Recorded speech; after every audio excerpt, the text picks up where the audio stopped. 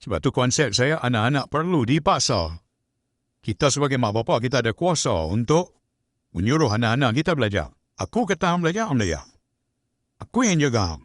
Aku yang belah hang. Aku yang bicara makan, aku yang bagi. Walaupun rezeki Allah bagi. Tapi mau apa lah. Mau apa kena tegas dalam hal ni. Tak suka kata anak, tak boleh bahasa. Biarlah dia sendiri. Untuk belajar agama, takkan ada. Saya bahasa saya pakai umum lah. Takkan ada anak-anak yang nak belajar dengan sendiri.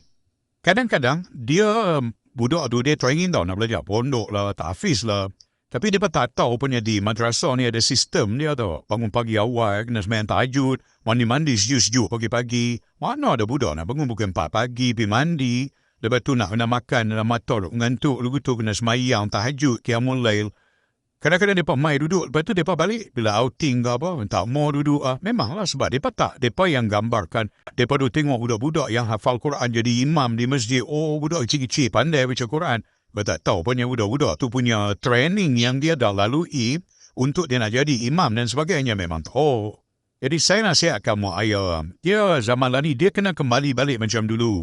Perlu ada ketegasan dia di kalangan mak ayah. Dalam mendidik anak-anak yang sekarang ni hidup dengan cabaran lebih dahsyat. Zaman kita dulu tidak ada handphone. Zaman sekarang ada handphone. Dengan handphone ni bagi saya lah. Senang kalau bahasa muda.